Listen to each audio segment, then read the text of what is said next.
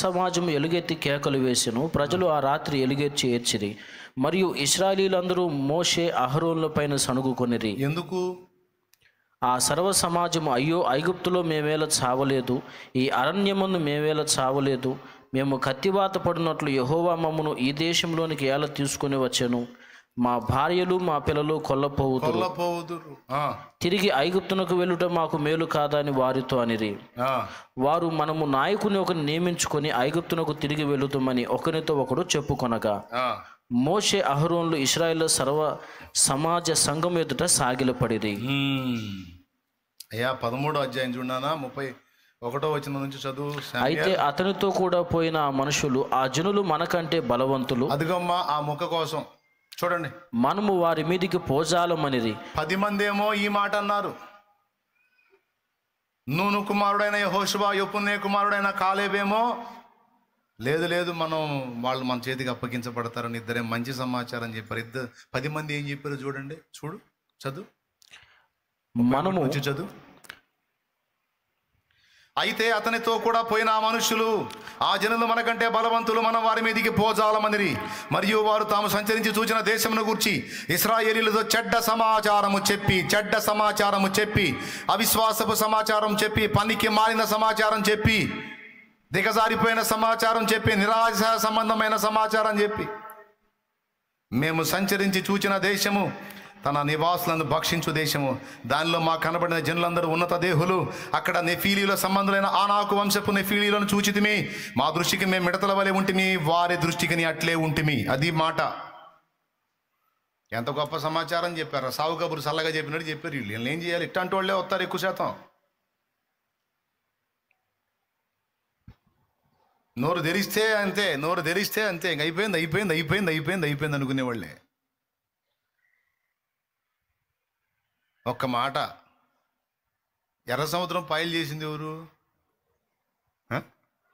బండ నుంచి నీళ్లు తెప్పించింది ఎవరు? పగలు మేఘస్తంభమై రాత్రి అగ్నిస్తంభమై వాళ్ళని కాచింది ఎవరు? అప్పట్లో అగ్రరాజ్యమైన ఐగుప్తును గడగడ వణికించి ఫరోకి అన్ని కార్యాలు జరిగేటట్టు చేసి దండం పెట్టి వాళ్ళని బయటకు వదిలేటట్టు చేసింది ఎవరు?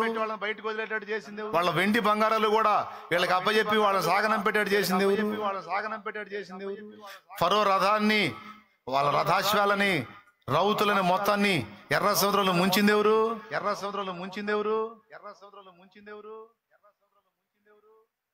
మరి వీళ్ళేంది? వాళ్ళ మీదికి మనం పోజాలమంటారు. దేవుడేం పొండ్రా బాబు అని దేవుడు చెబుతుంటే పోజాలం అన్నారు ఏంది? దేవుడేం చెప్తున్నాడు? వెళ్ళా అంటున్నాడు దేవుడు. అంటే సీన్లో నిలబడి నువ్వు, నేను చూసుకుంటా, ఇన్ని చూసినా చూడనా.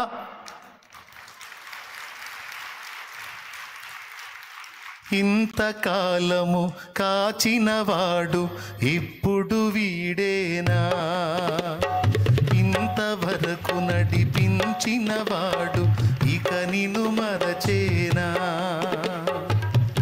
అనురాగం పంచినవాడు అన్యాయము చేసేనా, అనురాగం పంచినవాడు అన్యాయం చేసేనా, ప్రాణము బలి పెట్టినవాడు ప్రేమించుడమానేనా, ప్రాణము బలి పెట్టినవాడు బిడు, డ్రైవర్ ఇవాళ లేటుగా వస్తున్నాడు. Uber on the way. మీ పని బాగుందిరా. ఎక్కడికైనా వెళ్ళాలంటే ఊబర్ వస్తుంది. మా ఊళ్ళో ఇవన్నీ లేవు. ఎక్కడికి వెళ్ళాలని మీ నాన్న ఇలాంటి ఎండలెన్నో తట్టుకున్నాడు. గుర్తు చేసుకో మనస, గుండెలోన దాచుకో, గుర్తు చేసుకో మనస, గుండెలోన దాచుకో. దేవునికి మహిమ. ఇన్ని కార్యాలు దేవుడు చేసుకొచ్చి ఇంతదాకా నడిపిస్తే, ఇప్పుడు దాకా వీళ్ళనేదో వీళ్ళు కాపాడుకున్నట్టు, వీళ్ళనేదో వీళ్ళు నడిపించినట్టు. ఏమండి, కొంతమంది మిమ్మల్ని, మీ సంగతి మరి అంత పొడుగోళ్ళని మరి ఆయన ఢీ కొట్టాలంటే కష్టమే. మరి మన దేవుడేం పాపం బొడ్డోడాయి పొట్టోడాయి, కష్టం. ఆకాశ మహాకాశములో నిన్ను పట్టజాలవన్నాడు. పొడిసిటిలోన జలములను కొలి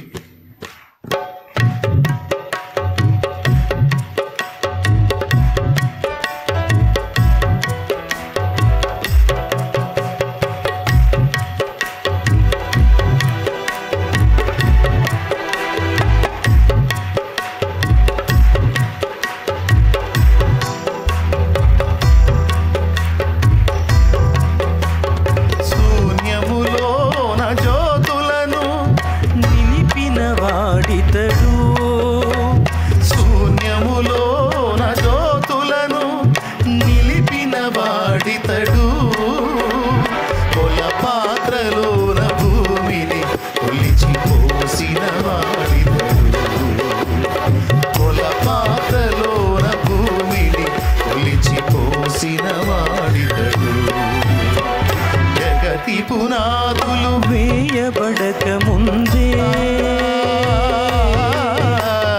భూమి ఆకాశము చేయబడక ముందే ఉన్న దేవుడు సంబుధుడు, ఉన్న దేవుడు సంబుధుడు. జగతి పునాదులు వేయబడక ముందే. ఆమేన్. రెండు చేతులు ఎత్తి హల్లెలూయా చెప్పండి. అది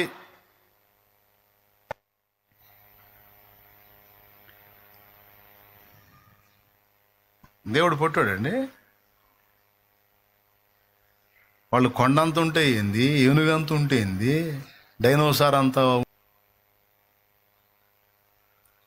ఆకాశాన్ని చాపలాగా చుట్టి సముద్రానికి మేర వేసి భూమిని నిర్మించి శూన్యంలో వేలాడదీసి అంత పెద్ద ఆకాశాన్ని జానతో కొలిసి సామాన్యుడా? ముందు నిలిచినవాడు, నడుస్తున్నవాడు ఎవరు? మరి ఎందుకు మాట్లాడాలి ఏదో మాటలు మనం? చెప్పండి, ఏదో మాటలు ఎందుకు మాట్లాడాలండి? పనికి మాలిన మాటలు. అది అవమానపరిచినట్టు కదా ఆయన్ని. ఎదవ ఆలోచనలు ఎందుకు చేయాలి మనం? దరిద్రపు ఆలోచనలు. శూన్యం అయిపోయిన దానిలో నుంచి మళ్ళీ తీసుకురాలేడా సృష్టిని? అంత అయిపోయిన దానిలో నుంచి, అయిపోయింది అన్న దానిలో నుంచి మళ్ళీ నీకు రప్పించలేడా నీకు కావాల్సిన దాన్ని? నిరాశ, నిరుత్సాహం, నిస్పృహ, కృంగుబాటు.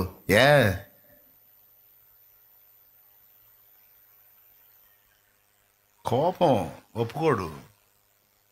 దిగజారిపోయిన మాటలు, నీరు గారిపోయిన మాటలు మాట్లాడుతూ ఊరుకోడు. దరిద్రపు మాటలు మాట్లాడుతున్నారు వచ్చి.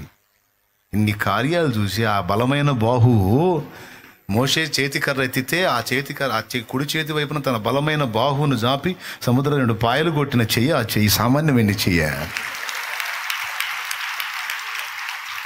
అలాంటి కార్యాలు చేసిన వాడిని పక్కన పెట్టుకొని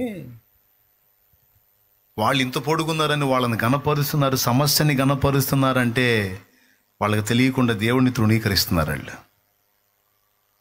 అంటే దేవుడి ఎదుట సమస్యని ఎక్కువ చేశారండి వాళ్ళు.